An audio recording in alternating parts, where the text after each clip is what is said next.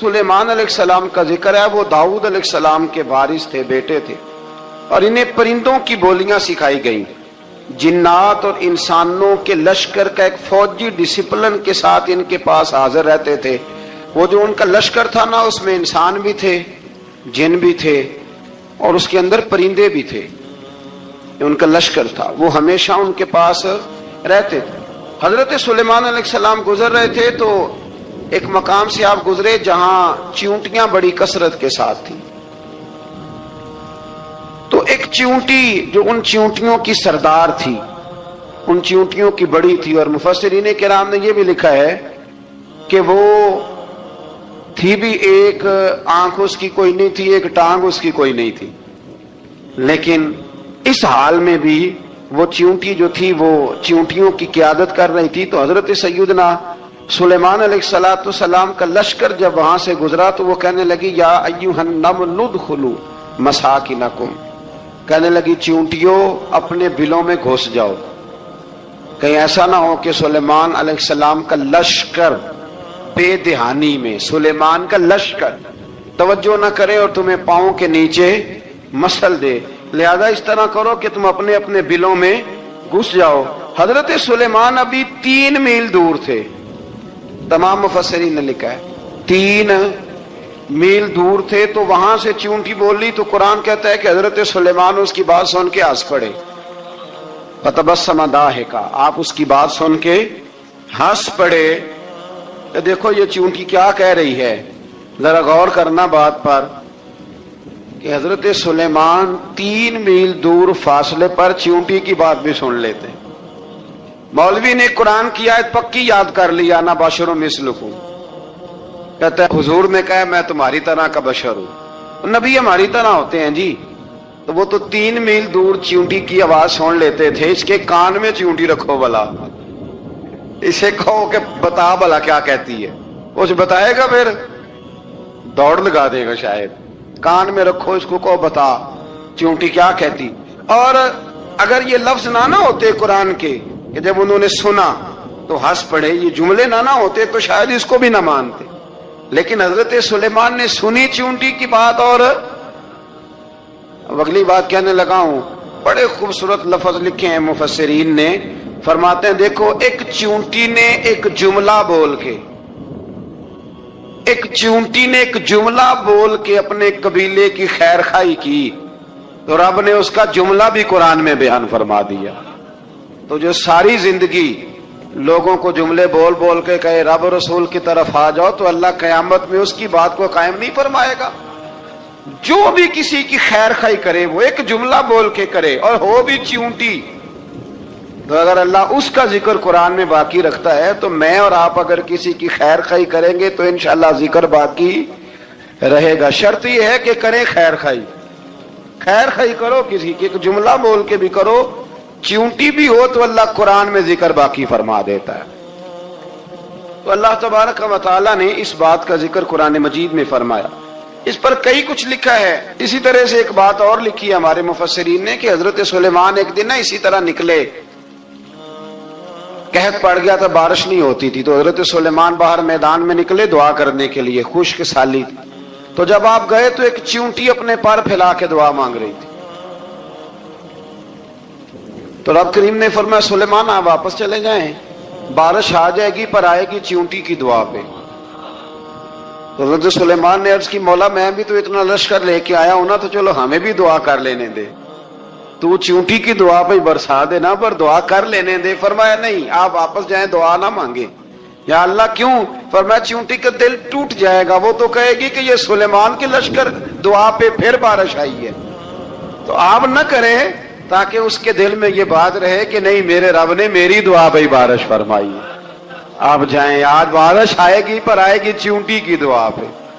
تو جو چیونٹی بارش کی دعا کرے قوم کے لیے، اللہ اگر اس کا ذکر قائم رکھتا ہے تو جو اپنی قوم کے لیے ہدایت کی دعا کرے، اور کبھی کبھی گردن جھکا کے دیکھا کرو کہ دل میں رسول اللہ کی امت کا درد کتنا ہے۔ اگر کہیں حضور کی امت کا درد ہے تو پھر انشاءاللہ ذکر قیامت تک باقی رہے گا، پھر انشاءاللہ قیامت تک آنے والی نسلیں بھی آپ کا ذکر کریں گی اگر حضور کی امت کا درد سینے میں موجود ہے۔ इसी तरह से फिर हजरत सुलेमान के लश्कर में ना एक हुदहुद नामी परिंदा भी था, लश्कर का कारकुन था परिंदा। हुदहुद गायब था तो हजरत सुलेमान कहने लगे किधर गया वो हुदहुद, नजर ना आज आया, सख्त सजा दूंगा, यहां तो कोई अच्छी खबर लाएगा। क्योंकि वो हुदहुद परिंदा जाता था तो खबरें ला के देता था, वरना सजा दूंगा। उतनी देर में हुदहुद भी आ गया। तो ये परिंदे जो कारकुन होते हैं बड़े सियाने होते हैं, कभी बंदा नाराज हो तो सही खबरें ले आते हैं। तो सही खबर लेके आ गया, आते ही आके बैठा तो उसने हजरत सुलेमान अलैहिस्सलाम ने कहा कहां थे? अर्ज करने लगा हुजूर मैं मुल्क सबा गया था, वहां एक औरत हुक्मरानी करती है, उसका नाम बिल्कीस है, बहुत बड़े तख्त पे बैठती है, 80 गज उसका तख्त लंबा है, 40 गज चौड़ा है और शायद 80 मन के 80 टन उसका वजन है। तो हुजूर वो सूरज को पूछते हैं। हजरत सुलेमान ने फौरन खत लिखा, फरमाया जाके उसे मेरा खत दे दो कि या तो कलमा पढ़ के हमारी फर्मा बरदार बन जाए वरना तैयार हो जाए, जो अल्लाह के गैर को पूछते हैं हम उनके खिलाफ जंग करेंगे। वो जब लेके गए ना खत, ये हुदूद गया तो वो मीटिंग कर रही थी, उसके वजीर मशीर सारे बैठे थे। इसने जाके खत फेंक दिया मलका बिल्कीस की झोली में। उसने खत पढ़ा तो डर गई, वजीरों को बुलाया। हजरत सुलेमान, कुरान कहता है हजरत सुलेमान ने कहा था खत फेंक के ना तो साइड पे होके सुनना वो क्या कहते। बंदों के लिए मना है, परिंदों के लिए जायज है। बंदों के लिए मना है साइड पे होके सुनना। हाँ, जिसकी जासूसी की ड्यूटी हो, कुफर की जासूसी की, उस बंदे के लिए भी जायज है। तो यहाँ एक तो वो परिंदे थे, दूसरा कुफर की जासूसी कर रहे थे, साइड पे होके सुनने लगे। तो मलका बिल्कीस कहने लगी अब क्या करना है, ये खाता आया है। तो वो कहने लगे हम तैयार हैं, आप हुक्म करें, हम लड़ने को तैयार हैं, लड़ेंगे। वो कहने लगी नहीं, तेजी न दिखाओ। कुरान मजीद कहता है कि वो कहने लगी जब लड़ाइयां होती हैं तो शहर तबाह होते हैं, मुल्क खंडर बन जाते हैं, लड़ाई मसले का हल नहीं है। उन्होंने कहा कि मैं नबी हूं, एक दफा आजमा लेते हैं कि नबी हैं कि नहीं, माज़अल्लाह आजमा लेते हैं। कहा कैसे? कहने लगी तोहफे ताहे बेचते हैं, अगर माल पर दिल ललचा गया तो फिर नबी नहीं बादशाह है, और अगर माल पर दिल ललचाया ना तो फिर अल्लाह के कामिल बंदे। ये फर्क उसने उस वक्त बयान किया। उसने 500 कनीजे, 500 गुलाम, बड़े शानदार लिबास पहना के 500 घोड़ा बड़ा तगड़ा, उसके ऊपर माल व असबाब रख के तैयारी करा के हजरत सुलेमान की तरफ भेजा। हुदहुद पहले से खबर लेके आ गया, हुजूर उसने ये प्रोग्राम बनाया है। वो जब आया सारा कुछ तो हजरत सुलेमान देख के जलाल में आ गए, फरमाने लगे उसे जाके कह दो तू मुझे क्या तोहफे भेजेगी, मेरे रब ने मुझे माला माल फरमाया हुआ है, उसने माला माल किया मेरे मालिक ने, जा उसे जाके कह तू क्या तोहफे देगी। जब रब देता है तो फिर कोई कमी ना वो नहीं छोड़ता। बंदे क्या दे सकते हैं, बंदे तो बेचारे 10 दे के तो 10 दिन उनकी आंखें नहीं खुलती। फरमाया मुझे अल्लाह ने जो दिया है क्या बात है उसके देने की। तो फरमाया उसे कहो या फरमाबरदार होके आ जाए या जंग के लिए तैयार हो जाए, हम उसे उसके शहर से जलील करके निकाल देंगे। उसने जाके जब पैगाम दिया तो और उन लोगों ने भी आके बताया कि वहां तो हम अजीब मंजर देख के आए हैं कि जानवर भी हाथ बांधे खड़े हैं, वहां तो जिन्नात, सरकश जिन्नात खड़े। वो बादशाह नहीं, वो नबी है। वो जो 500 गुलाम और 500 कनीजे गई थी, हवाल सुनाया आके। तो मलका बिल्कीस ने फिर खत लिखा कि मैं फरमा बरदार होके आ रही। माना क्या है, मैं कलमा पढ़ने के लिए आ रही। तो हजरत सुलेमान ने कहा भाई अब इस तरह करो, जरा फर्श बिछाओ। उन्होंने फर्श बिछाया, इस तरह का के ऊपर फर्श था, नीचे मछलियां तैर रही, लग रहा था दरिया है। ड्यूटी लगा दी, जिन्नात ने बिछा दिया। उधर हजरत सैयदना सुलेमान फरमाने लगे अब चूंकि मान के आ रही है तो उसे अपनी नबूवत की अलामतें भी दिखानी है। उसने तख्त बड़ा शानदार बनवाया था, और खवातीन में जो आदतें खवातीन वाली होती हैं वो जाती नहीं। वो 7 कमरों में ना पीछे अपना तख्त रख के तो 7 दरवाजे बंद करके आई। उस जमाने में एक रिवाज था, वो जुलेखा ने भी 7 दरवाजे मुकफ्फल के एक रिवाज था। एक कमरा, फिर कमरे के पीछे कमरा, फिर उसके पीछे कमरा, फिर اس کے پیچھے کمرہ اور اس کو بڑے موٹے تالے لگائے جاتے تھے، اور فلسفہ یہ تھا کہ ایک تالا توڑے گا کوئی تو جب تک سپاہی آ جائیں گے، اور اگر اس کے توڑنے تک نہ آئے تو دوسرے کے توڑنے تک آ جائیں گے، اور اس کے توڑنے تک نہ آئے تو ساتویں تک تو آئے جائیں گے۔ یہ ان لوگوں کا نفسیاتی معاملہ تھا، سوچ تھی۔ 7 کمروں میں مکفل کر کے نہ وہ نکلی تو حضرت سلیمان علیہ السلام کہنے لگے بھئی مجھے اس کا تخت چاہیے اس کے آنے سے پہلے۔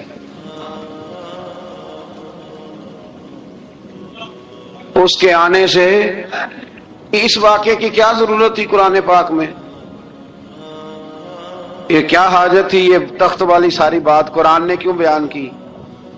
پوچھیں آپ اپنے دل سے بھی اور انکار کرنے والے منکرین سے بھی، اس کی کیا ضرورت تھی؟ وہ جو کہتے ہیں جی ولی کی کرامت کی کیا ضرورت ہے، سیدھی سیدھی نماز پڑھو، روزہ رکھو، حج کرو، زکوٰۃ دو، تو پوچھو ان سے ایک سورت نمل کے اندر اس ساری تفصیل کی کیا ضرورت تھی؟ ختم ہو گئی جب وہ کلمہ جو پڑھ رہی ہے تو پھر اس سارے واقعے کو رب کیوں بیان فرماتا ہے؟ حضرت سیدنا سلیمان فرمانے لگے تخت چاہیے، اور چاہیے اس کے آنے سے پہلے۔ قال عفریت من الجن، جنوں میں سے ایک بہت بڑا جن بولا، کہنے لگا حضور آپ کا یہ تخت برخاست ہونے سے پہلے لے آؤں گا۔ یہ جو آپ میٹنگ کر رہے ہیں نا، یا آپ فیصلے ختم، کچھ نے لکھا صبح سے شام تک میٹنگ ہوتی ہے اور اس کو آنے میں پتہ نہیں کتنے دن لگیں گے، تو میں یہ برخاست ہونے سے پہلے، اور کچھ نے کہا دی آپ شرط کیوں لگاتے ہیں کہ صبح سے شام تک ہوتی؟ اس جن نے کہا دی آپ 10 منٹ میں فارغ ہو جائیں، آپ فارغ ہوں گے تو تخت آ جائے گا۔ مفسرین نے لکھا ہے کہ جب قرآن کہتا ہے کہ اس نے کہا کہ آپ کے فارغ ہونے سے پہلے، تو اس کا مطلب ہے کہ جب آپ اٹھیں گے یہ جگہ خالی کر دیں گے تو تخت یہاں کیویں؟ ہزاروں میل کا فاصلہ ہے، آ جائے گا پر ہوائی جہاز پہ، کارگو کرا کے، جی DHL کے ذریعے۔ کیسے آئے گا؟ وہ آئے گا تو بس آئے گا تو حضرت سلیمان کی تو بادشاہت تھی نا زمانے پہ، فرمانے لگے نہیں نہیں تو لیٹ ہے، تو لیٹ ہے، تو ہمیں جانتا ہی نہیں، ایٹ سٹ تے پکھڑا کوار گندل، اسی اور بھی بوٹیاں جاننے ہاں، یہ تو لیٹ ہے، ابھی ہماری طاقت اس سے زیادہ ہے۔ بڑی کمال بات لکھی ہے لکھنے والوں نے۔ ایک مفسر نے لکھا ہے کہ ابھی حضرت سلیمان نے غلاموں سے منگوایا ہے، اپنی بات کوئی نہیں کی، یہ حال ہے ان کے غلاموں کا، تو سردار کا عالم کیا ہوگا؟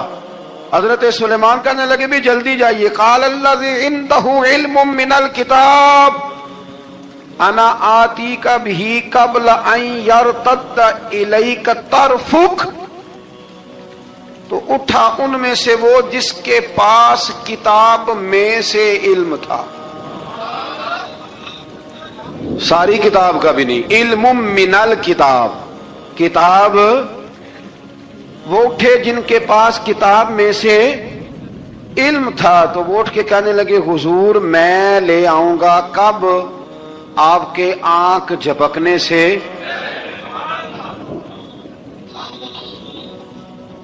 آنکھ جھپکنے سے، بندہ تھا جن تھا، جن کی تو بات مانی نہیں انہوں نے، کیا کہا؟ آنکھ جھپکنے سے، میں آنکھ جھپکنے سے پہلے لے آؤں گا۔ تو حضرت سلیمان کہنے لگے تو ٹھیک ہے چل لا، پھر لا، پھر آنکھ جھپکنے سے بڑے ہی نہیں، پھر غصہ نہیں آتا ان پہ، پھر غصہ نہیں آتا۔ میرے شیخ کامل، مرشد اکمل، شیخ بحر و بار، حضور غوث پاک جیلانی، حضرت غوث اعظم یوں کر کے شاگردوں کو، مریدوں کو سبق پڑھا رہے تھے، پڑھاتے پڑھاتے ہاتھ آگے کیا، اور جب ہاتھ واپس آیا تو بھیگ گیا تھا سارا۔ تو شاگرد کہنے لگے حضور یہ کیا ہے؟ فرمایا تمہیں نہیں سمجھ آئے گی، چھوڑو تمہارے والی بات نہیں، خاصاں دی گل آما آگے نہیں مناسب کرنی، رہنے دو تم۔ کچھ وقت گزرا تو کچھ لوگ آ گئے، ابھی کلاس ختم نہیں ہوئی تھی، کپڑے بھیگے ہوئے ہو، وہ شاگرد پہلے ہی منتظر تھے، کہا تمہیں کیا ہوا؟ کہنے لگے دریا میں جا رہے تھے، اچانک ہچکولے آنے لگے، تو ہم نے کوئی کسی بے عمل کا بازو تو نہیں نہ تھاما، ہم غوث اعظم کے ماننے والے ہیں، تو دریا میں کہا یا شیخ عبد القادر جیلانی شیئن للہ، اللہ کے راستے میں مدد کرو. تو کہنے لگے بس ایک ہاتھ ہی آیا ہے، اور یوں کشتی کھینچ کے باہر نکالی ہے. تو اب وہ شاگرد سارے چپ کر گئے، کہنے لگے جواب کیوں نہیں دیتے؟ انہوں نے کہا تم نے ہاتھ دیکھا ہے پہنچتا ہوا، اور ہم نے ہاتھ دیکھا یہاں سے جاتا ہوا. تم نے پہنچتا ہوا دیکھا ہے، تو ہم نے حضرت بہاؤالحق نقش بند بخاری، ان کی ایک مریدنی تھی، اوپر چبارے پہ کسی نے اس کی عزت پہ ہاتھ ڈالا، چبارے پہ اوپر والی منزل پہ. اس مریدنی نے اپنی عزت بچانے کے لیے چھلانگ لگا دی. جب وہ نیچے گر رہی تھی تو حضرت بہاؤالحق نقش بند بخاری پہنچ گئے. نیچے کوئی ایسا بندوبست کر دیا، کوئی چارپائی بچھا دی، کوئی ایسا جس پہ وہ آ کے آرام سے گری اور بچ گئی. حضرت صاحب کی طرف دیکھ کے کہنے لگی حضور آپ کب آئے؟ فرمانے لگے پتر جب تو چبارے سے چلی تھی تب میں بخارے سے چلا تھا. جب تو چبارے سے چلی تھی نا تب میں بخارے سے چلا تھا، اور تیرے نیچے آنے تک میں بھی پہنچ گیا ہوں. میں بھی مالیدہ کم راکھی کرنا، پھل کچے ہون یا پکے، اے پیر مریداں دے سر تے ہی رہندا ہے. اے جھوٹے ہون یا سچے، یہ پکی غلامی کریں یا کچی کریں، پیر کی بھی مجبوری ہوتی ہے. کیا کریں، پیر مریداں دے سر تے ہی رہندا ہے. اے جھوٹے ہون یا سچے، کیا کیا جا سکتا ہے؟ لیکن نا نافرمان بیٹے کا بھی تو جائیداد میں حصہ ہوتا ہے نا. نافرمان بھی ہو تو جائیداد میں حصہ، تو چلو باپ ناراض رہے گا تو اللہ ناراض رہے گا، بات الگ ہے، پر جائیداد کا حقدار تو ہے نا، چاہے نافرمان ہی ہے. پیر مریداں دے سر تے ہی رہندا ہے. اے جھوٹے ہون یا. پھر وہ تخت آ گیا، حضرت سلیمان سے پوچھا یہ کیا ہے؟ قال ھذا من فضل ربی. فرمانے لگے کچھ بھی نہیں. حضرت سلیمان کہنے لگے یہ میرے رب کا فضل ہے. شاید سب مفسرین نے بڑی بڑی باتیں کی ہوں، پر یہاں ایک قاضی ثناء اللہ پانی پتی رحمت اللہ علیہ کا فقرہ میں پڑھ رہا تھا، بڑا مزہ آ رہا تھا. قاضی صاحب فرمانے لگے اس آیت پہ، قاضی صاحب کہتے ہیں جن پر نرا فضل تھا، ھذا من فضل ربی، نرا فضل. فرمایا ان کی تو اتنی طاقت ہے کہ وہ ہزاروں میل دور سے 80 گز لمبا 80 گز چوڑا تخت آنکھ جھپکنے سے پہلے لے آتے ہیں، اور جن کے بارے میں اللہ فرماتے ہیں بشر المؤمنین بِأَنَّ لَهُم مِّنَ اللَّهِ فَضْلًا كَبِيرًا. فرمایا محبوب اپنے غلاموں کو خوشخبری دے دیں، باقیوں پہ نرا فضل تھا، ان پر تو فضل کبیر ہے، ان پر تو بڑا ہی فضل ہے اللہ کا. تو فرمایا جن پر فضل کبیر ہو، ایک نہیں، اس پر میں بڑے دلائل دے سکتا ہوں. کرامات اولیاء پر میں بڑے ہی دلائل دے سکتا ہوں، بڑے. غوث اعظم رضی اللہ تعالیٰ عنہ کے بعد بادشاہ آیا تو کہنے لگا پیر تب مانوں گا جب سیب کھلائیں گے. سیب کا موسم ہی نہیں تھا. تو حضرت صاحب آتے ہی اسے کہنے لگے اب تو میری ولایت کو سیبوں پہ تو نہ تول، اب سیب کھلائے تو ولی یا نہ کھلائے تو ولی کوئی نہیں، یہ تو اب میری ولایت کو سیبوں پہ تو نہ تول. تو حضرت صاحب نے یوں ہاتھ اٹھایا تو اللہ نے 2 سیب عطا فرمائے. تو وہاں جملہ ہے حضور غوث اعظم کا، فرمانے لگے اگر اللہ حضرت مریم سلام اللہ جو بنی اسرائیل کی ولیہ ہیں، ولی ہے نا، وہ نبی تو نہیں نا، عورت نبی نہیں ہو سکتی. فرمایا اگر اللہ انہیں بغیر موسم کے پھل دے سکتا ہے، میں تو محمد عربی کا نوکر ہوں. فرمایا اب نہ 2 سیب آئے تھے. تو وہ کہنے لگا میرے تو دل میں 1 سیب تھا نا، تو حضور غوث اعظم نے نا 1 سیب مجھے دیا، 1 میں نے کھایا تو 1 غوث پاک کھانے لگے. کہتے ہیں میں نے وہ منہ میں رکھا، ذرا ترش تھا، تو میرے چہرے کا وہ رنگ دیکھ کے نا، اثر دیکھ کے کہ تلخی محسوس، تو غوث اعظم کہنے لگے میرے والا کھا. تو 1 انہوں نے کاٹ کے ٹکڑا دیا، کہتے کھایا تو بڑا میٹھا تھا. تو میں نے کہا حضور آئے تو دونوں ہی غیب سے، آپ کے والا میٹھا ہے میرے والا کڑوا ہے. تو آپ فرمانے لگے آئے تو دونوں غیب سے تھے، پر ایک کو ذرا ظالم کے ہاتھ لگ گئے ہیں نا، اس کو تنبیہ بھی کر دی کہ ظلم سے باز آ جا، تنبیہ بھی کر دی. پر میں ہاتھ ظالم کے لگے اس لیے ترش ہو گیا، سیانا بن. 1 نہیں 20 درجنوں. لیکن پتہ نہیں کیوں لوگ اڑ گئے، پتہ نہیں کیوں کڑ کے آ گئے. کرامت اولیاء کے معاملے میں بالکل، اور پھر کسی حدیث میں یہ نہیں آیا کہ اس زمانے میں ولی ہوں گے تو اس زمانے میں ولی نہیں ہوں گے. حضور نے فرمایا میری امت کبھی گمراہی پر جمع نہیں ہوگی. اقبال کہتے ہیں اولیاء کیا ہوتے ہیں؟ اولیاء کیا ہیں؟ جواسیس القلوب، اقبال کہتا ہے ولی کا بہت بڑا ولی تم نے دیکھنا ہو تو اسے دیکھو جو تیرے دل کا جاسوس ہے. چلو یہ مشکل بات ہے، میں نہیں چھیڑتا، لیکن جو تیرے وہ جاسوسی کرتا ہے، پر کرتا ہے تیرے دل کی، وہ تیرے دل کا جاسوس ہوتا ہے ولی. اور اس پر حضور کی حدیث ہے، فرمایا اس کی فراست قلبی سے ڈر، یہ اللہ کے نور سے دیکھتا ہے. ڈر اس کی فراست قلبی سے. اللہ توفیق عطا فرمائے. 12 اس ولی کا نام تھا آصف بن برخیہ. آصف بن برخیہ جی حضرت سلیمان کے وزیر تھے. وہ آئی ملکہ بلقیس، اور جب وہ آئی نا تو اس نے دیکھا کہ یہ تو آگے سامنے حضرت سلیمان بیٹھے ہیں، اور جو رستہ ہے نا درمیان میں وہ فرش ہے کہ دریا ہے سمجھ نہیں آ رہی. تو اس نے نا اپنا یوں کر کے اوپر کپڑا اٹھانا شروع کر دیا کہ نیچے پانی ہے. تو حضرت سلیمان کہنے لگے چلتی آ، نیچے کچھ بھی نہیں. اس نے پیر رکھا، نیچے مچھلیاں بھی تیرتی جا رہی تھی. حضرت سلیمان علیہ الصلوۃ والسلام، آج بھی اللہ نے توفیق دی ہے نا، لوگوں نے اس طرح کی تعمیرات بعد میں کی ہیں، لیکن اس کے موجد، اس کے پہلے بنانے والے حضرت سلیمان ہیں اللہ کی دی ہوئی توفیق سے. تو وہ ملکہ آپ کے پاس آئی، پھر وہ آپ کی فرما بردار ہو گئی. اور بعد مفسرین نے یہ لکھا ہے کہ اس نے جب کلمہ پڑھا تو پھر اس کا نکاح بھی حضرت سلیمان سے ہوا. حضرت سیدنا لقمان اپنے بیٹے کو نصیحت کرتے ہیں، اور قرآن مجید نے سورہ لقمان کے اندر آپ کی ان نصیحتوں کا ذکر فرمایا ہے. اللہ کریم نے ارشاد فرمایا کہ حضرت لقمان ان کی جو بات انہوں نے اپنے بیٹے کے ساتھ کی، فرمایا وَلَا تُصَعِّرْ خَدَّكَ لِلنَّاسِ، اے میرے بیٹے لوگوں کے ساتھ اپنے رخ کو نہ پھیرا کر، غرور کے ساتھ اپنے لب و لہجے کو پھیر نہ لیا کر لوگوں کی طرف سے. اور وَلَا تَمْشِي فِي الْأَرْضِ مَرَحًا، اور زمین پر اکڑ اکڑ کے نہ چلا کر. تکبر کے ساتھ اپنے لب و لہجے کو لوگوں سے پھیر نہ لیا کر، اور زمین پر اکڑ کے بھی نہ چلا کر.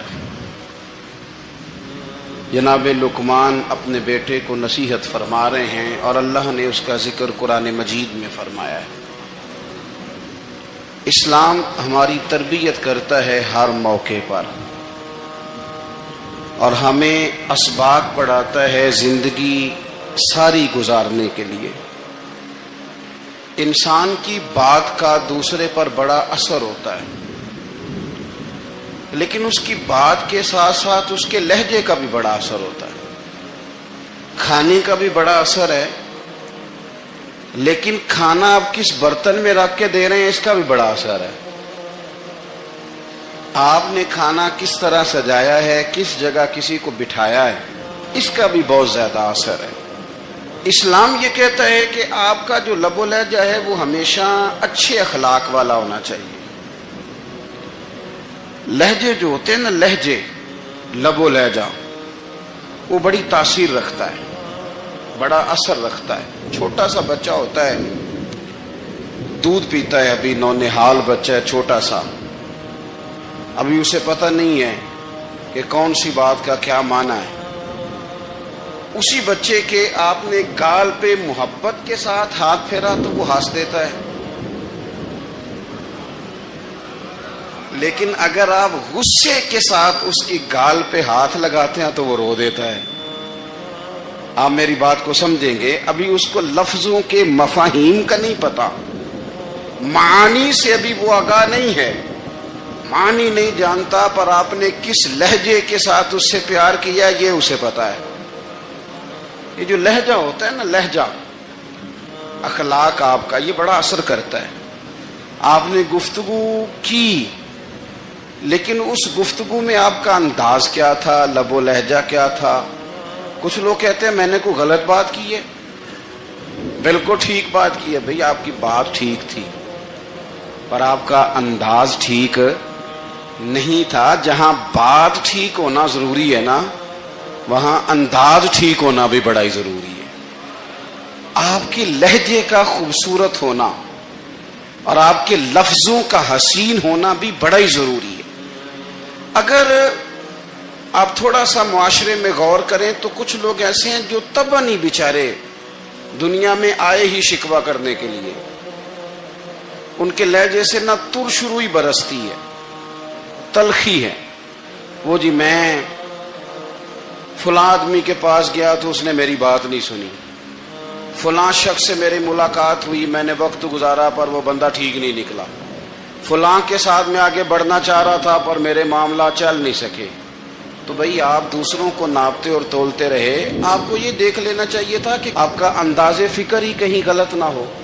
لہجے، اخلاق، یہ آپ کے لفظوں سے بھی زیادہ اثر بعض اوقات رکھتے ہیں. کسی نے کہا تھا کہ میرے لہجے میں غرور آیا تھا، اس کو حق تھا کہ شکایت کرتا تھا. میرے لہجے میں کچھ ایسا کہ جس پہ وہ بیچارہ پریشان ہو گیا، اب اس کا حق بنتا تھا وہ اس پہ شکایت کرتا.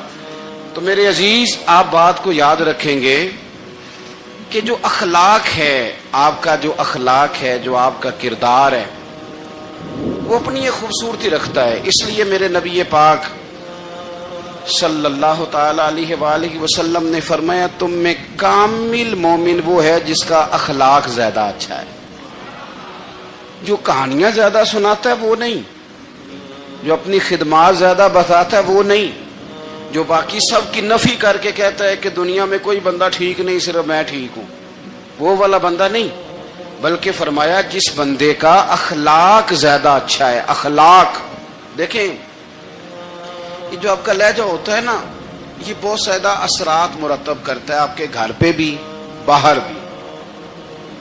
آپ اگر اپنی گفتگو میں باڈی لینگویج کو تھوڑا سا اچھا رکھیں، کچھ لوگ ایسے ہوتے ہیں جو بات بڑی صحیح کرتے ہیں پر کچھ زیادہ ہی باتیں کرتے ہیں، تو وہ زیادہ باتیں کرنے کی وجہ سے ان کی جو صحیح باتیں ہوتی ہیں ان کا بھی وزن خراب ہو جاتا ہے، کیونکہ وہ زیادہ باتیں کرتے ہیں، ہر وقت بولتے ہیں، ہر وقت بات کرتے ہیں. تو جب وہ ٹھیک بات بھی کر رہے ہوں تب بھی ان کی بات کا لوگ اثر قبول نہیں کرتے. لیکن اگر ان کا لہجہ باوقار ہو، بات وہ تھوڑی کریں پر جتنی کریں ذرا سونی کر کے کریں، گفتگو میں خود بخود اثر پیدا ہو جائے گا، بات اچھی لگے گی. اخلاقی رویے اگر لوگوں کے زیادہ اچھے ہو جائیں، ایک تو مسکرانے کا بل کوئی نہیں آتا، اس کے پیسے کوئی نہیں لگتے، اور یہ بھی شکر ہے ابھی تک اس پر ٹیکس بھی کوئی نہیں، یہ بھی مقام تشکر ہے. تو اگر آپ بات کریں اور اس میں تھوڑی سی مٹھاس پیدا کر لیں، آپ تھوڑی سی بات میں نا مٹھاس. میرے ایک کلاس فیلو ہیں، تو وہ تقریر کر رہے تھے اور میں سن رہا تھا، تو مجھے بعد میں کہنے لگے آپ تبصرہ کریں میں نے کیسی تقریر کی ہے. یہ ہوتا ہے نا جی، بعض اوقات دوست بیٹھتے ہیں بے تکلف تو کئی دفعہ کچھ باتیں ایسی ایک دوسرے کے ساتھ کرتے ہیں. تو مجھے کہنے لگے آپ بتائیں کہ میں بات کر رہا تھا تو کیسی تھی. تو میں نے کہا جب آپ بات کر رہے تھے تو میں ڈر رہا تھا، مجھے لگ رہا تھا کہیں آپ لڑ نہ پڑیں. بھئی آپ اطمینان سے بات کریں، آپ تسلی سے بات کریں، آپ خندہ پیشانی کے ساتھ بات کریں. میرے نبی پاک صلی اللہ تعالی علیہ وسلم نے فرمایا، مسلم شریف کی حدیث ہے، حضور فرماتے ہیں نیکی کو کبھی چھوٹا نہیں سمجھنا، نیکی کو حقیر نہیں سمجھنا. کچھ نہ ہو سکے تو اپنے بھائی سے مسکرا کے بات ہی کر لیا کرو. بات کرو تو تمہارے لہجے میں ترش روئی نہ ہو. بعض اوقات آپ تلخ بات کرتے ہیں، آپ کا لہجہ تلخ ہوتا ہے تو آپ کی صحیح بات بھی قبول نہیں کی جاتی.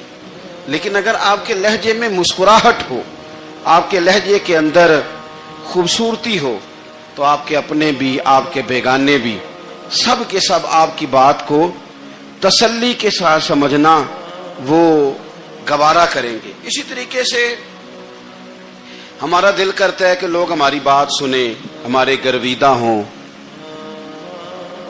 ہم جو پیغام دینا چاہتے ہیں وہ پیغام لوگ اچھے طریقے سے قبول کریں، اس پر لوگوں کی توجہ زیادہ ہو، یہ ہمارا شوق ہوتا ہے. اور دنیا میں اب تو فیمس ہونے کا شوق بڑا بڑھ گیا ہے، اب بڑا بڑھ گیا ہے. اب تو لوگوں کو نا شاید لوگ مقبولیت اسی کا نام لیتے ہیں کہ میرے اتنے لائکس ہیں، اتنے فالوور ہیں، اتنے سارے لوگ ہیں تو شاید میں بڑا مقبول ہوں. یاد رکھنا، قابلیت سے زیادہ قبولیت ضروری ہوتی ہے. فالوور کیا کریں گے اگر رب بھی راضی نہ ہوا تو؟ لائکس کیا کریں گے؟ اگر تو قبول ہو جائے تو پھر چلو کسی لائس کا بھی فائدہ ہے، کسی فالوور کا بھی، اور اگر قبول نہ ہو تو پھر کوئی فائدہ جنوں پریتم اپنا آنکھ ہی نہ وہ اجے سہاگن ہو ہی نہیں، تو جب وہ قبول کر لے پھر تو بڑی بات ہے، اور اگر قبولیت نہ ہو تو پھر بڑے بڑے مجمع بھی کوئی فائدہ نہیں دیتے۔ ہماری خواہش ہوتی ہے کہ لوگ ہمیں جانیں، لوگ ہمیں پہچانیں، ہمارا بڑا نام ہو، ہمارا بڑا ذکر ہو، ہمارے بڑے تذکرے ہوں۔ تو میرے نبی پاک صلی اللہ تعالی علیہ وسلم نے ارشاد فرمایا، حضرت ابو ہریرہ رضی اللہ تعالی عنہ روایت کرتے ہیں، حضور فرمانے لگے، تم مال کے ذریعے لوگوں کو اپنا گرویدہ نہیں بنا سکتے، پیسے دے کے لوگوں کو پیچھے نہیں لگا سکتے، کتنے کو دو گے؟ لیکن نا پیسوں سے تو بندے کا لالچ شروع ہو جاتا ہے، ایک دفعہ دیں، پھر دوسری دفعہ دیں، پھر تیسری دفعہ دیں، روز دیں گے تو بندہ راضی ہوگا، اور اگر آپ نے 99 دفعہ دیا، ایک دفعہ نہیں دیا تو وہ ناراض ہو جاتا ہے، تو کتنا کو لالچ پورا کریں گے؟ تو حبیب پاک علیہ الصلوۃ والسلام فرمانے لگے، تم پیسے دے کے لوگوں کو اپنا گرویدہ نہیں کر سکتے، ہاں خندہ پیشانی سے، حسن اخلاق سے ملو گے تو لوگ تمہارے گرویدہ ہو جائیں گے۔ تمہارا اخلاق، تمہاری خندہ پیشانی، تمہارا اچھا کردار، یہ لوگوں کو گرویدہ کر سکتا ہے، مال و دولت سے لوگ گرویدہ نہیں ہوتے۔ تو ہمارا وہ جو روزمرہ کا لوگوں کے ساتھ تعلق ہے، لب و لہجہ، میں نے دیکھا ہے بہت سارے لوگ ایسے ہیں جن کے ساتھ لوگ آنا جانا، ملنا بیٹھنا آہستہ آہستہ چھوڑ دیتے ہیں، اور وہ کس لیے چھوڑ دیتے ہیں؟ وہ ان کے رویے کی وجہ سے چھوڑ دیتے ہیں، ان کے انداز فکر کی وجہ سے چھوڑ دیتے ہیں، ان کے شکووں کی وجہ سے چھوڑ دیتے ہیں۔ مزاج ہوتا ہے نا ہمارا کہ ہمیں شوق ہوتا ہے تعلق زیادہ لوگوں کے ساتھ ہو، اور پھر یہ بھی شرط ہوتی ہے کہ میں جس کے پاس جاؤں وہ مجھے یہی کہے کہ تو میرے ساتھ ہی پیار کر۔ ایک صاحب مجھ سے کہنے لگے کہ یہ میں محفل کراتا ہوں، آپ بھی تشریف لائیں، اور میں 20 علماء کو بلا چکا ہوں، اور بڑے بڑے نامور نام انہوں نے میرے سامنے لیے۔ میں نے ان سے پوچھا کہ جو نام آپ نے لیے ہیں اور آپ کی تصویریں بھی ساتھ ہیں، میں الحمدللہ تسلیم کر گیا ہوں آپ کی بات کو، لیکن سوال میرا یہ تھا کہ کیا آپ نماز بھی پڑھتے ہیں؟ 21 علماء کو آپ نے بلایا یا 20 کو بلایا اور بڑے بڑوں کو بلایا، اور مجھے بھی آپ دعوت پیش کر رہے ہیں، تو نمازی بھی آپ ہیں، نمازی بھی ہیں؟ کہنے لگے آپ دعا کریں میں نماز پڑھنا شروع کر دوں۔ میں نے ان سے کہا خدا کے بندے، اب اگر تو کسی اور کو بتائے گا کہ 20 اتنے بڑے لوگوں سے میرا تعلق اور پڑھتا میں نماز بھی نہیں، تو لوگ کیا سوچیں گے کہ 21 مولوی مل کے بھی ایک بندے کو نمازی نہیں بنا سکے۔ تو آپ اپنے لب و لہجے سے صرف باتوں سے گرویدہ کسی کو کر لیں گے؟ آپ یہ دیکھیں کہ اخلاق کس طرح کا ہے، لہجہ کس طرح کا ہے، آپ کی بات کرنے کا انداز کتنا حسین ہے، اس لفظ کے اندر حسن کتنا زیادہ ہے۔ نبی پاک صلی اللہ علیہ وسلم بھی تبلیغ فرماتے، ہم بھی تبلیغ کرتے ہیں، میں اور آپ جب تبلیغ کرتے ہیں تو اس تبلیغ کے اندر شکوہ ہوتا ہے اور تنقید ہوتی ہے، اور بعض جگہ میں نے یہ بھی دیکھا ہے کہ طنز ہوتا ہے، طنز۔ ہم دوسرے کو دین کی دعوت رہے ہیں، لیکن ہمارے لب و لہجے سے طنز اور تش روئی چھلکتی ہے، تو دولت کے پیچھے لگ گیا ہے، تو بالکل جاہل ہے، تو بالکل تیرے خاندان میں سے بھی کوئی نہیں ادھر آتا۔ آپ طنز کر رہے ہیں، آپ دعوت دین نہیں دے رہے۔ دعوت دین تو گلدستے میں رکھ کے پیش کی جاتی ہے، اس کی تو ایک خوبصورتی ہے، اس کا تو ایک حسن ہے، اس کی تو اپنی ایک جاذبیت ہے، اس کی اپنی ایک نورانیت ہے۔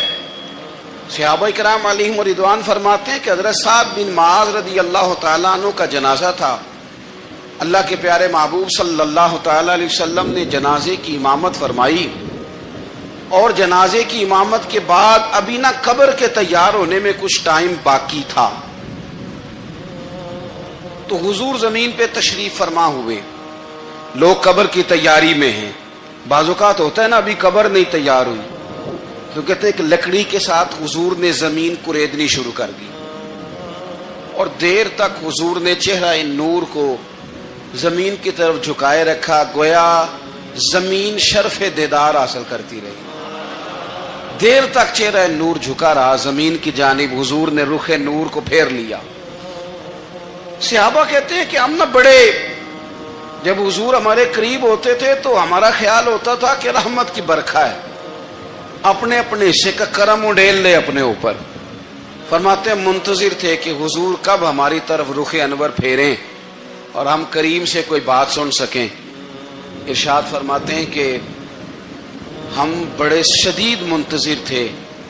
دیر کے بعد نبی پاک علیہ الصلوۃ والسلام نے چہرہ انور اٹھایا، دیر کے بعد چہرہ انور اٹھایا۔ یہ دیکھیں تبلیغ ہو رہی ہے، اور جب حضور نے چہرہ انور اٹھایا تو آنکھوں میں آنسو تھے،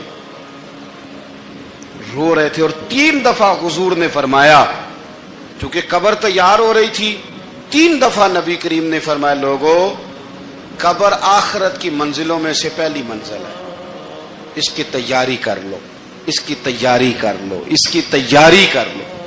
3 دفعہ حضور نے یہ جملے دہرائے۔ کیوں؟ ایک میں تبلیغ کرتا ہوں اور اس میں نہ درد ہے، نہ رونا ہے، نہ وہ لب و لہجہ ہے۔ ایک حضور دعوت دے رہے ہیں قبر کی تیاری کی، لیکن اس میں آنسو ہیں، اس میں خاص رغبت ہے غلاموں کے لیے۔ تو اپنی زندگی کے اندر جو ہمارا انداز تکلم ہے، ہمارا انداز گفتگو ہے، میں کہا کرتا ہوں کہ ہم نا دین کے لیے جب کلام کر رہے ہوتے ہیں تو شدت ہوتی ہے ہمارے جملوں کے اندر، بعض مقامات شدت کے ہوتے ہیں۔ آپ جہاد کی بات کر رہے ہیں، ناموس رسالت کی بات کر رہے ہیں، تو کسی جگہ آپ کے لب و لہجے کے اندر شدت کا ہو جانا برا نہیں ہے، بلکہ وہ اچھا ہے۔ لیکن میرے عزیز، ہر وقت ہی کچھ لوگ تلخ ہیں، انہیں کسی وقت بھی آپ ان سے ملاقات کر لیں وہ لوگ آپ کو پریشان ہی نظر آئیں گے۔ حضرت سیدنا عبداللہ ابن عمر رضی اللہ تعالیٰ عنہ روایت کرتے ہیں کہ نبی پاک صلی اللہ تعالیٰ علیہ وآلہ وسلم نے ارشاد فرمایا کہ جنت میں ایسے بھی کمرے ہوں گے، جنت میں کچھ ایسے کمرے، کچھ ایسے مکانات بھی ہوں گے کہ باہر کھڑے ہوں گے تو اندر نظر آئے گا، اور اندر کھڑے ہوں گے تو باہر نظر آئے گا۔ یعنی ایک تو تم آئینے لگاتے ہو نا، وہ دیواریں اتنی شفاف ہوں گی کہ اندر باہر سے ان کا حسن دکھائی دے گا۔ حضرت سیدنا مالک اشعری رضی اللہ تعالیٰ عنہ بیٹھے تھے، کہتے ہیں میں نے فوراً عرض کی حضور وہ ملیں گے کس کو؟ وہ جو اتنے حسین گھر ہوں گے کہ دیواریں ہی شیشے کی محسوس ہوں گی، اندر باہر سے حسن کے جلوے دکھائی دیں گے، حضور وہ ملیں گے کسے؟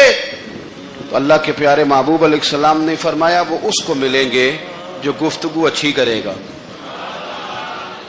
جو گفتگو اچھی کرے گا، لب و لہجہ اخلاق والا ہوگا، گفتگو اچھی کرے گا، لوگوں کو کھانا کھلائے گا، اور جب لوگ سو رہے ہوں گے تو وہ اٹھ کے اپنے رب کی عبادت کرے گا۔ اس شخص کو وہ مکانات ملیں گے جن کی دیواریں آئینے کی مانند ہوں گی، جن کا حسن تازہ ہوگا، جن کو اللہ تبارک و تعالیٰ نے اپنے فضل سے مزین کیا ہوگا، سنوارا ہوگا۔ ہم اگر تھوڑی سی توجہ کریں نا، کئی دفعہ وقت گزر جاتا ہے، لہجہ نہیں بھولتا، لہجہ یاد رہتا ہے۔ آپ تو 2 منٹ کے لیے غصے میں تھے نا، تو آپ نے کوئی بات کر دی کسی غریب کو، کسی شخص کو، آپ غصے میں تھے، آپ نے کہہ دیا، اس بیچارے نے سن لیا، لیکن وہ باتیں اسے سونے نہیں دیتی، بار بار یاد آتی۔ کوئی آپ کے ساتھ تلخ کلام کر دے نا، کبھی تلخ گفتگو کر دے، بندہ جب سامنے آتا ہے وہ باتیں یاد آ جاتی ہیں، تکلیف ہوتی ہے، اور وقت گزر جاتا ہے۔ لڑائیاں ہمیشہ چل نہیں سکتی، لڑائی کتنی دیر کی ہوتی ہے؟ 1 دن کی، 2 دن کی۔ قتل بھی ہوں تو اگر قاتل کو پھانسی بھی ہو جائے تو پھانسی کے بعد بالآخر لڑائی تو ختم ہو ہی گئی نا۔ لڑائی ہمیشہ چلتی، تلخی ہمیشہ چل سکتی نہیں۔ تلخی روٹین میں چلنے والا سکہ، کوئی سکے روٹین میں چلتے وقتی ہوتے، یہ جو غصے کا لب و لہجہ ہے، تلخی کا سکہ، یہ بھائی روٹین میں نہیں چلتا، اس نے ایک نہ ایک دن ختم ہو جانا ہے۔ روٹین میں پیار ہی چلتا ہے، حضرت جابر ابن عبداللہ کہتے ہیں حضور پہلے دن مدینہ منورہ آئے، میں زیارت کے لیے گیا تو میں نے مسکراتے دیکھا، 10 سال میں دیدار کرتا رہا، اور وصال سے چند دن پہلے بھی میں نے زیارت کی تو مدینے والے محبوب کو مسکراتے ہوئے ہی دیکھا ہے۔ یہ جو آپ کا لب و لہجہ ہے نا، اخلاق والا، حسن والا، مسکرانے والا، یہ لب و لہجہ نا ذرا لمبا چلتا ہے، یہ روٹین ہے، یہ روز چلے گا۔ یہ سکہ وہ ہے جو رائج الوقت رہتا ہے، یہ کبھی بھی ختم ہونے والا یہ خزانہ ہے۔ تو یہ جو آپ کا تلخ لب و لہجہ ہے یہ روٹین نہیں۔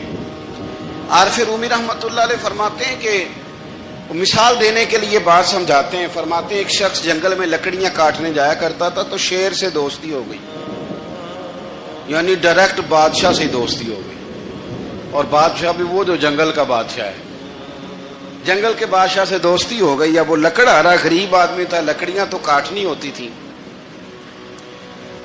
تو وہ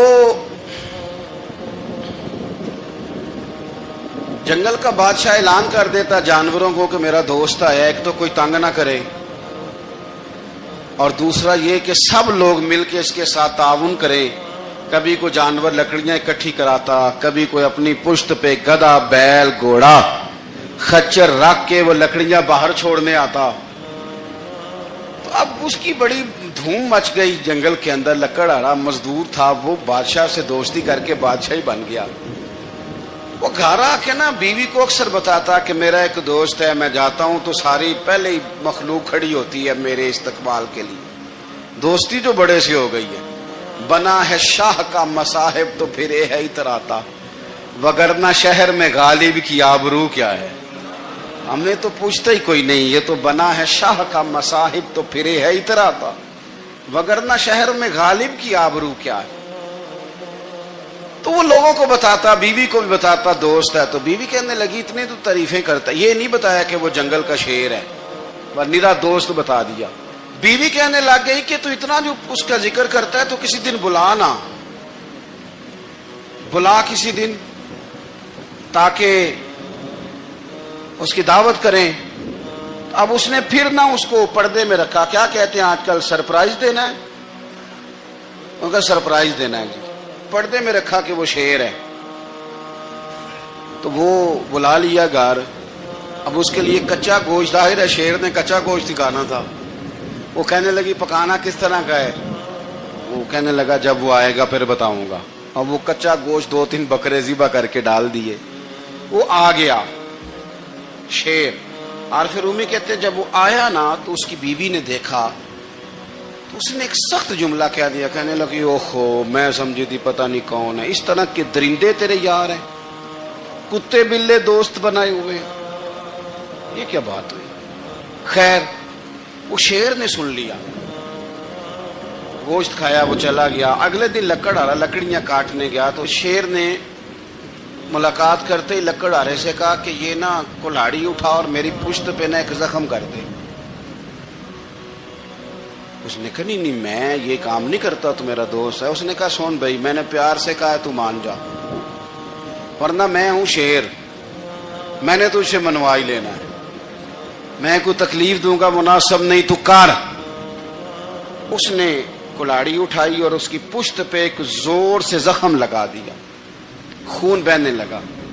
اس نے کہا تو نے آج کے بعد آنا ہے، لکڑیاں کاٹنی ہے، تجھے کوئی کچھ نہیں کہے گا، بس یہ ایک حکمت تھی جو میں نے کیا ہے۔ قصہ مختصر، وہ آتا رہا، لکڑیاں ملتی رہی، خدمت بھی ہوتی رہی، 6-8 ماہ گزر گئے۔ ایک دن شیر اس سے کہنے لگا یہ میرے ذرا بال اٹھا کے دیکھ، وہ جو تو نے زخم لگایا تھا وہ کہاں پہ ہے؟ اس نے وہ بال اٹھا کے دیکھا تو زخم ملا ہی نہیں، کئی جگہ پہ ٹٹولا کا، یار یہاں تھا یہاں تھا یہاں تھا۔ شیر نے پھر کیا کمال ہی جملہ کہا، اس نے کہا کہ وہ جو کلاڑی کا زخم تو نے لگایا تھا نا وہ مکمل ہو گیا، لیکن تیری بیوی کا جو لہجہ تھا اور اس کی جو تلخی تھی وہ آج تک میرے ذہن میں موجود ہے، وہ ابھی بھی مجھے تکلیف دیتی ہے۔ وہ بات سوچتا ہوں مجھے اس نے درندہ کہا، اس نے میرے بارے میں اتنے کچے اور کمزور اور سخت جملے کہے، تو وہ بات مجھے بھولتی، وہ آج بھی میرے ذہن میں اسی طرح گونجتی ہے تلخ جملے جو اس نے کہے اور خوفناک جو انداز اس نے اختیار کیا، وہ بات مجھے کبھی بھی بھولتی۔ تو آپ کے لفظ لوگوں کو بھول جاتے ہیں پر لہجہ یاد رہتا ہے۔ اگر ہم اپنے لہجے پر تھوڑی توجہ ہی کر لیں